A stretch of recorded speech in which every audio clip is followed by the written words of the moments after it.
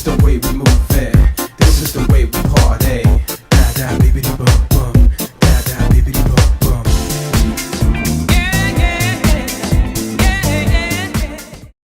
Listen, check this out, people. We're backstage at Groove Odyssey, the first party at SCALA nightclub in London. It's Saturday, the 5th of December 2009. It's the first time Groove Odyssey have come here, and you know what? Out there, you get the music in the background, it is rocking. I'm here with DJ Disciple, a good old friend of Bobby and Steve's, and a good friend of Groove Odyssey's from many years ago. My man has just slammed it on the set. Edit Disciple. Now this guy, I'll tell you something, I'm born and bred in London. He's been coming, we was the first people to bring this guy to do a gig here in London. 1992. 1992, and he's more of a Londoner than something that a lot of people don't know. And he was going crazy tonight. Tell the people about your set tonight and how it is at it. I was straight beasting out, you know, because, you know, the people over here, I'm familiar with the language here in London. There's a different musical language that you get in New York and London. And ever since I've been coming in 1992, I've been adapting that language, learning it from the scholars like Bobby and Steve, Paul Trouble Anderson, and the likes. So those guys have kind of schooled me on a language, the musical language. So every time I come here, I always come 2 or 3 days before, do my homework. So this way when I come set all day. I think preparation is the key to life. Our partner Mikey Hughes, what's up, G, always says preparation is key. This man doesn't care who's around him. He can have Louis Vega, Morales standing around the turntables.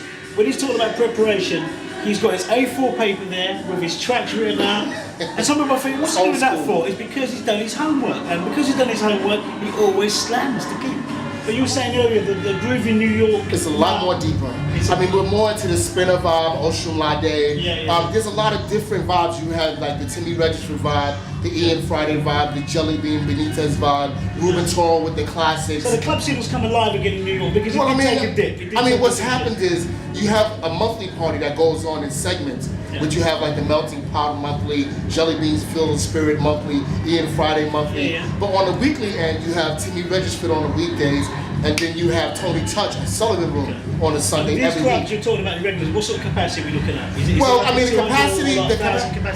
capacity is like 400 at Sullivan Rooms, 400 or 500, and then you know you get to do 200-300. I do like a monthly at Frank's Lounge.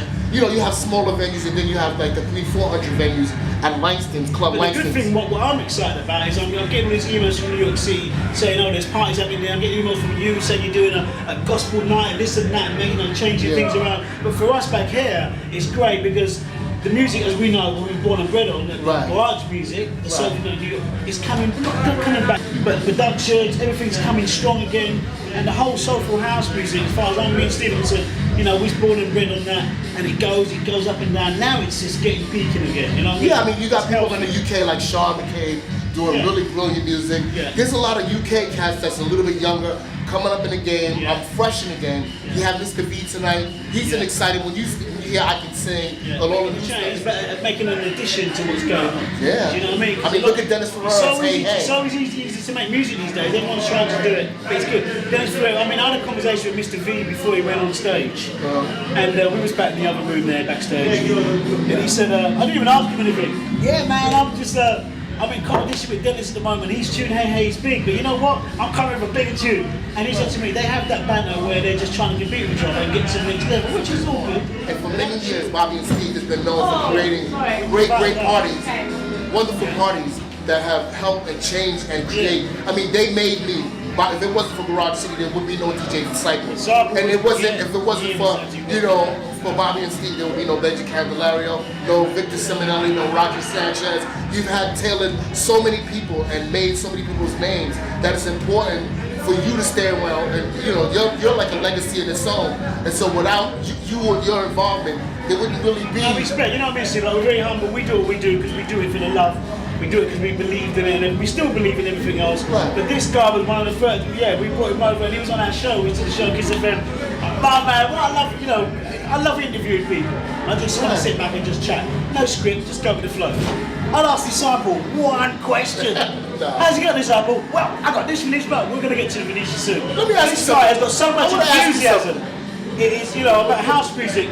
He's got the same enthusiasm from day one to now, and that is what you have to have in life. If you've got to believe in something, keep it rolling, keep it going, and that's why we booked him and flown him over again, and that's why he's got his paper when he's playing and he rocks it. So wait a minute, let me ask you one question. How many records do you think that between me, you, and the Garage City crew, how many records have we broke in London that have become huge?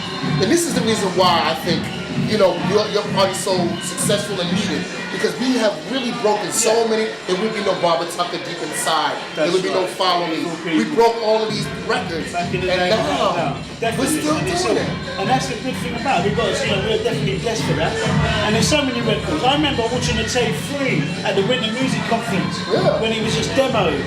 Do you know what I mean? And when Ricky Morrison broke that tune in the Hello, and then a year later he gets signed because everyone starts playing it. I mean, that's project, South Soul Nugget. There's so many cats from back in the day and everything else. And the good thing about it is a lot of us are still around, we're still doing the thing.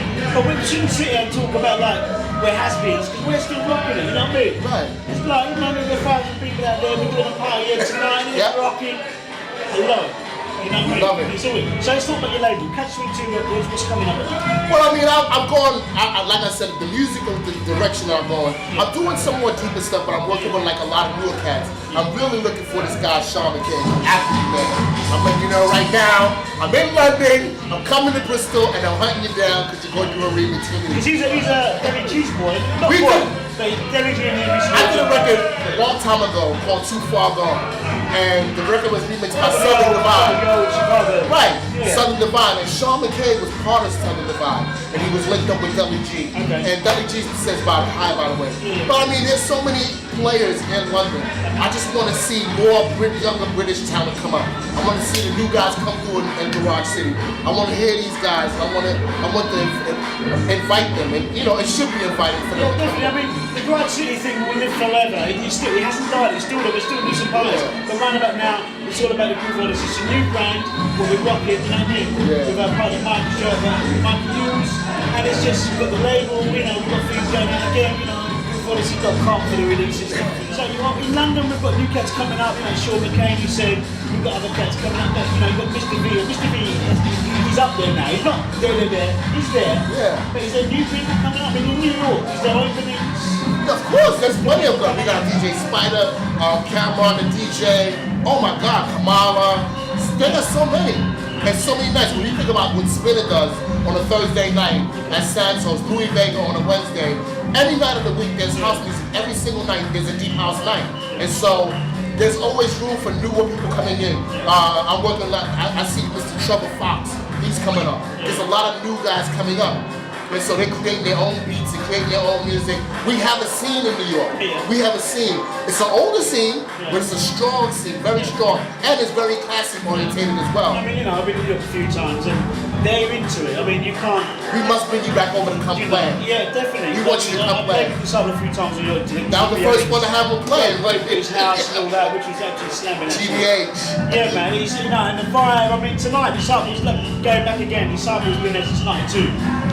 And when I was playing, they was making a circle of people doing it. He goes, man, I've never seen no one dance in a circle before. So again, for him, something exciting's happening again after coming all these years, which is exciting for us as well. Tonight, the party's just rocking. And listen, if you're not here tonight and you're watching this, you make sure you come to the next Groove Odyssey, alright? www.grooveodyssey.com. But you know that anyway, because you've been watching this on the website. One thing I love about London that New York has kind of lost a little bit, and we're still getting it back slowly. London's got the sexiness. The hot ladies come all the time, every time. They always got the hot ladies. So, you know, we've got this great relationship from back in the day. You're still slamming at your hair. How long are you here for? I mean, we're all young, but when you come in up the stage, yeah, I mean, I'm going to Japan afterwards. And then I'm playing Aruba for New Year's Eve. I'm actually doing a classics party with with Melvin Moore and D-Train. We got Melvin Moore and D-Train coming up for a classics party in Boxing Day. So, you know, we just do, for me, I speak different languages. I can play hard, I can play soulful. But soulful is my foundation. And that's the language that I speak naturally. It's like speaking slang in the hood. That's how I speak. That's the kind of music I'm talking. So when I'm playing in London, I'm in the groove with them. I'm not, you know, just playing the music. I'm on the dance floor with them. I picture myself when I'm playing on the dance floor with them. Yo, this is DJ Disciple from Brooklyn, New York, and I'm here at Groove Odyssey, baby. New York City, fresh off the boat. Here at SCALA, we doing our thing. Check out grooveodyssey.co.uk. Was it .com? .com. Check out grooveodyssey.com TV. Yeah, baby, all the way.